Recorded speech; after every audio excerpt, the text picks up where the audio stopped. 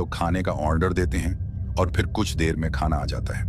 अब खाना खाते खाते मैं मोहन से कहता हूँ कि खाना जल्दी जल्दी खाओ, हमें अभी बहुत सफर करना है और ज्यादा देर करना हमारे लिए सही नहीं रहेगा। और फिर मैं उससे ये भी कहता हूँ कि मुझे वैसे भी कुछ ठीक नहीं लग रहा, अभी भी मेरा मन बहुत बेचैन है। मेरी बात सुनकर मोहन मुझसे कहता है कि उस्ताद, आप बेकार की टेंशन ले रहे हो, कुछ नहीं होगा।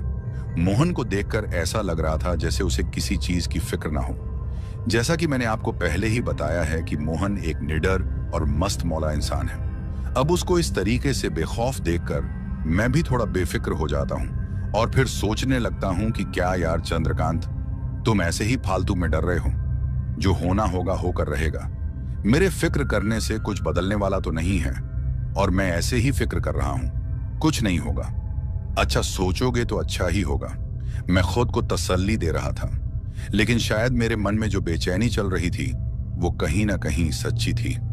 खैर, हम लोग जल्दी से अपना खाना खत्म कर लेते हैं और फिर जल्दी से अपने ट्रक में चढ़ जाते हैं। उसके बाद मैं फिर से अपने ट्रक को स्टार्ट करता हूं और अपनी मंजिल की तरफ निकल जाता हूं। ढाबे से निकलने के बाद हम लोग फिर से बातें करने लग जाते हैं। खाना खाने के बाद अब रात पूरी तरह से पसर चुकी थी।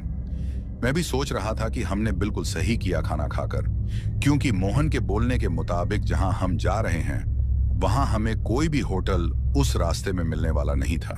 अब ढाबे से निकले हमें काफी वक्त हो गया था। तभी वो रास्ता हमें दिखाई देता है जो उस गांव की तरफ जाता था, मतलब जहां हमें जाना था।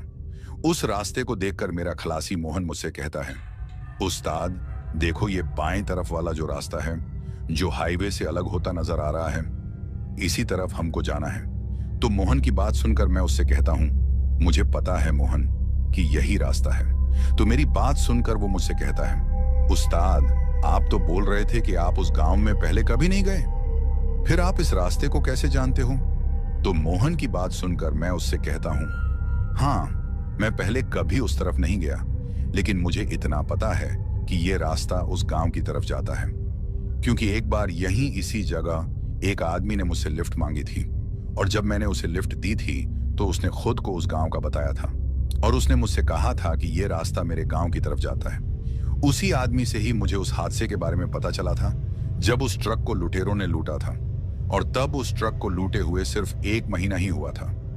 तभी मैं इस रास्ते के बारे में जानता हूं कि ये रास्ता उस तरफ जाता है, हालांकि मैं कभी गया नहीं हूं। लेकिन आज हमारी किस्मत देखो, हमें आज माल लेकर इसी रास्ते से जाना पड़ रहा है। मेरी बात सुनकर मोहन मुझसे कहता है, तभी मैं सोचूं कि आपको कैसे पता कि ये रास्ता उस तरफ जाता है।